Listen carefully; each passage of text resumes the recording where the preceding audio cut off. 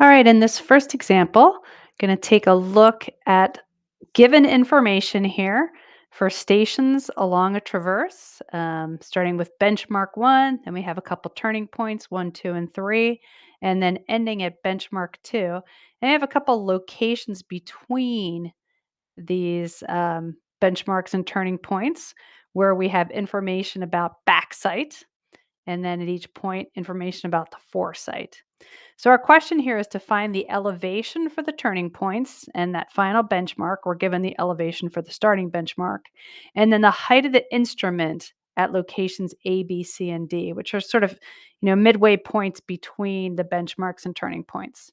And then we'll check. We'll have a check routine where we can check and make sure that final elevation we calculate is correct.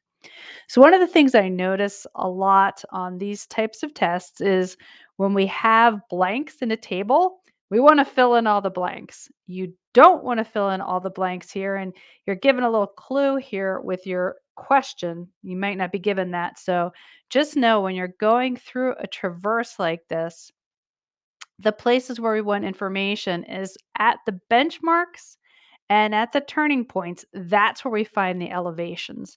So that's I'm going to fill in this blank, this blank, this blank, and this blank. Elevations for these midpoint are meaningless. That's where we figure out the height of the instrument. So we're not going to fill anything else in there. We're not going to fill in any other information around foresight. This is just what's been given to us. And we're not going to fill in any other information around backsight. That's just what's been given to us. So all that we are going to find here is the height of the instrument. And again, that's at the locations A, B, C, and D. So we're going to fill in this blank, this blank, this blank, and this blank.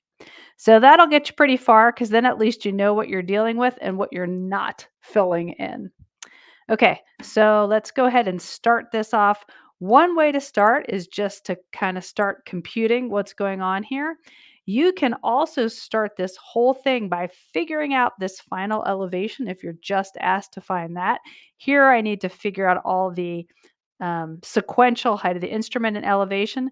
But if you're just looking for this number, a quick way to do that is to do a summation of these back sites and a summation of the foresights and find the difference. So if I just take those numbers to start with that backside, I would have these values 3.49 plus the 6.21 plus the 8.42 plus 5.37. Put those in your calculator. I get a summation of 23.49 feet for those back sites. And same thing for the foresights, 8.02 plus 5.96 plus 6.44 plus 3.57, I get a summation of 23.99 feet for those foresights. So to find that difference between those two, I'll take that sum of the back sites and subtract the sum of the foresights. So that becomes 23.49 feet minus 23.99 feet. And that's a small number here. That is a half a foot. And you can see my foresights right there, that half a foot bigger than the back sights. So I always take the back sights minus the foresights. So that is a negative value. So that's a negative zero point 0.5 feet. So when I'm doing that total elevation, I'm going to start with this start elevation and subtract that difference. So I take that as a generic formula here. I would take that start elevation and then add on that difference between the back sights and the foresights, which in this case is a negative number.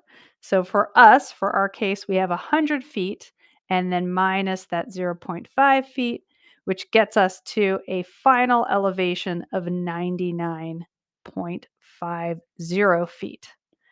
So that's great if that's all we had to do, but here we're being asked to fill in the middle parts here too. So let's go ahead through that procedure.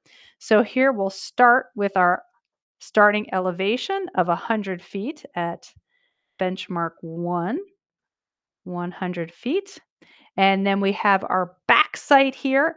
And remember, our back sights are going to be our addition. So you can put a plus here, and our foresights are going to be our subtractions. So we're going to take that starting elevation, add on that back sight to get that height of the instrument at A. So we'll add on that 3.49 feet. That gets us to 103.49 feet for that height of the instrument at A. So I'll fill in that blank, 103.49. And now I've got that 103.49. I'm going to have to go back that back sight minus 8.02. And that gets me down to 95.47 for that elevation at TP1. Oops, TP1. 95.47. And then we just continue this procedure, 95.47 plus 6.21. So we'll add the 6.21 to that. That gets us to 101.68 feet. And that's the height of the instrument at B. 101.68. Take that, subtract the 5.96. That gets us to 95.72 feet, which is that TP2 elevation. Put that in here, 95.72. And now we'll go up this back sight, 8.42. And that will take us to the height of the instrument at C. And that comes out to be 104.14 feet, height of the instrument at C. And I sort of like to do it in this long, it gets kind of long here, but long sequential vertical profile, but you can do this however you want. And then just kind of fill it in up here, 104.14. And now to the elevation, again, my subtraction of my back sight, minus 6.44. That gets to 97.70 feet for that TP3 elevation. And now my last one here, I'll add that back sight to fill in that blank. So plus my 5.37. That gets me up to 103.07 feet for my height of the instrument at D. 103.07. And then just to finish that off, we'll subtract that last foresight here, the 3.57, and hopefully get to our 99.50. Yep, and that's looking good. 99.50, which is my elevation at benchmark 2. So I could have gone through and done my adding and subtracting to get to the 99.50 and then do the check, or you can do the summations to start it and then go through your additions and subtractions. But just remember, only need to fill in the blanks for your kind of midpoint sections there, height of the instrument, and then elevations at those turning points and benchmarks.